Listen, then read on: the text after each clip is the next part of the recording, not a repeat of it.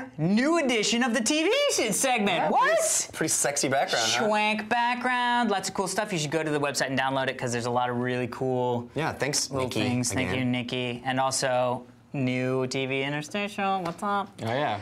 Fun. Dan, hey, Dan just got here. What's up, Slow Burn?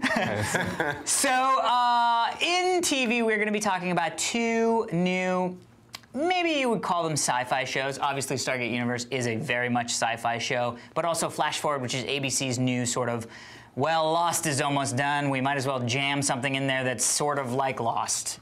And produced by ABC Studios, which is interesting. So, I want to talk first about Stargate Universe. So Stargate was first a movie, which was a great movie. Did you guys see Stargate? I did. I really liked that loved movie. Stargate. I never got bit by the Kurt bug. Russell. I've seen it many times, and I find it You've boring. seen it many times? I've seen the movie many Really? times. Interesting. And you never got into it? I always found it very boring, and yeah, I never understood what was so spectacular about it. Conceptually, the sort of premise of Stargate the movie, and then Stargate the series, Multiple and then series. Stargate SG-1, which is the first Stargate series, Stargate Atlantis, which was the first spin-off of the Stargate series, and then now we're at Stargate Universe. Basically, Stargates are these dimensional doors that you can tune to walk through to other dimensional doors sort of all around the galaxies. Like a DIY wormhole. Exactly. Yeah. Similar to Made a by old people. slider or a Doctor Who like telephone Similar. booth. Yes. It's basically a transport protocol. So it's like HTTP. For humans and time space maneuvering. So what the people sort of set out to do with Stargate Universe was to kind of get rid of all the back stuff for the Stargate world and say, you know, if somebody is into sci-fi, they should be watching one of our Stargate shows. Maybe they're a little bit like, oh yeah, Stargate, that's that weird thing where they're on these different things and there's all these like political battles between the different alien races and blah, blah, blah. I can't get into that on Tuesday.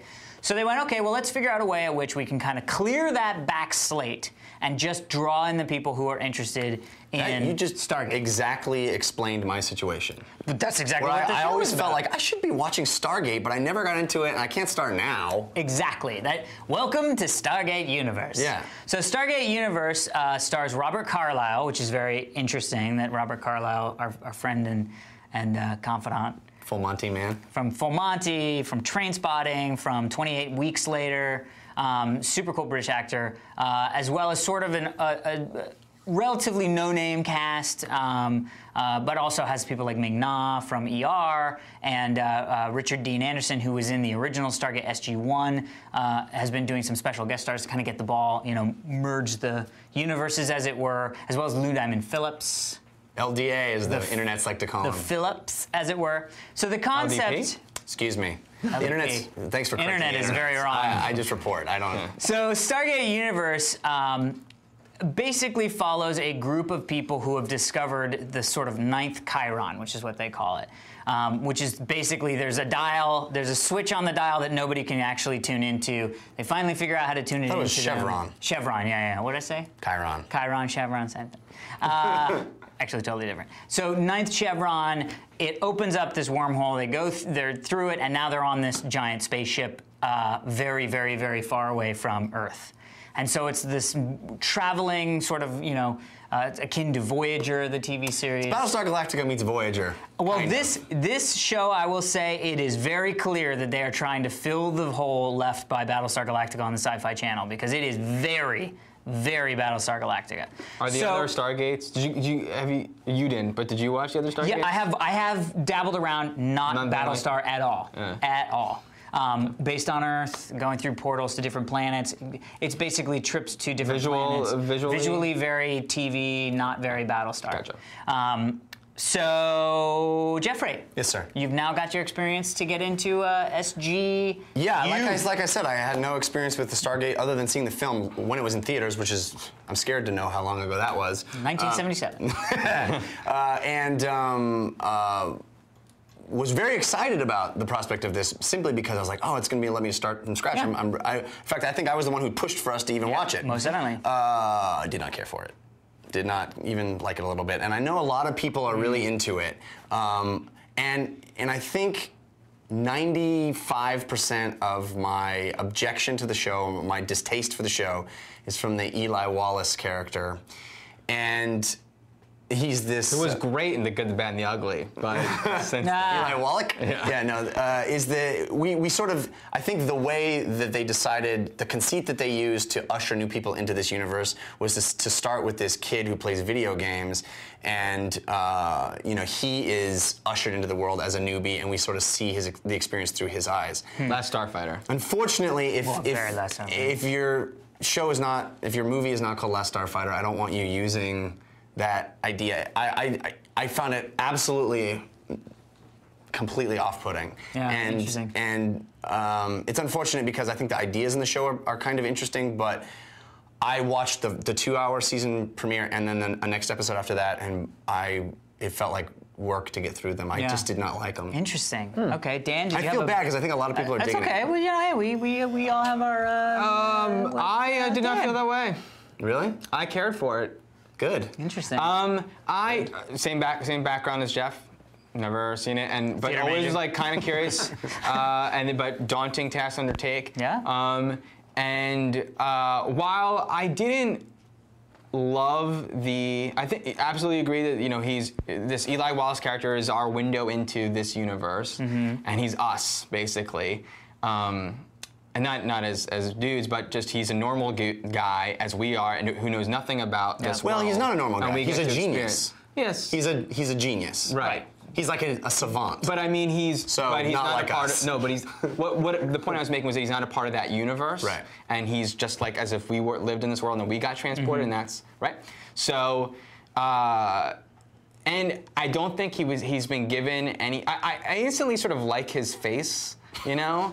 But well, he's a beautiful man. And I was expecting him to be really. Dan on the street, like your face. I was expecting him to be funnier and wittier than he was. I don't think he's been given any of those opportunities yet. But there's a whole lot of TV series that I felt very similar to, and then I could see this kid growing into, or them, the writers understanding what they have and utilizing it. I'm not attacking the actor. Be clear. No. I'm not either. Okay. I know he wasn't implying that you were. Right. No, I'm just I'm even defending that hopefully they start writing start writing for that character much better. He doesn't offend me in any way, but which was better. But everything else, I really want to like the show. Yeah. So every moment that I watch, I'm wanting to like it. It's visually spectacular, and for TV, it's really great looking. And well done. All the acting, I think, is really good. I think, especially Robert Carlyle, I love, and I'm glad to see him utilized. Yeah. And there's a lot of interesting ideas. I agree. Yeah. Unfortunately, there's not a lot of character. Just in the last episode, this third episode that aired, we're finally getting a little character stuff. So it's going through all the motions and it's doing all the motions very well. Right. But yet I don't have any like.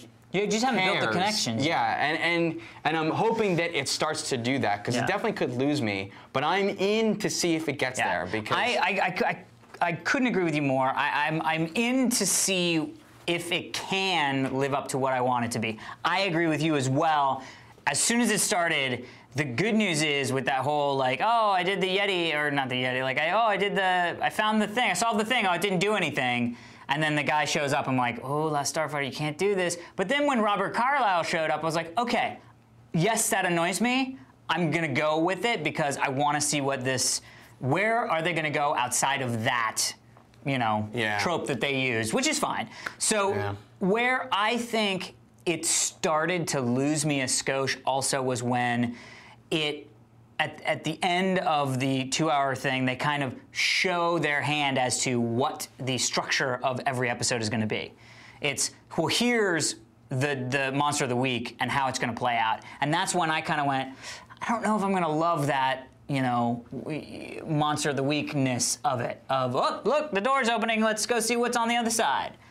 You know what I mean? Whereas Battlestar, it was all about these people on this journey, and though there were those episodes where it was really one-off Monster of the Weeks, it was in this world of this thing that's happening, and I'm hoping that they spend more time with what is the main thing that they're trying to do, rather agree. than these weekly jaunts to different planets. But I am in enough to see more episodes. I'm interested to see how it goes, and I think it's going to be something that we touch back on and see how, at least Dan and I, don't feel pressure to keep watching.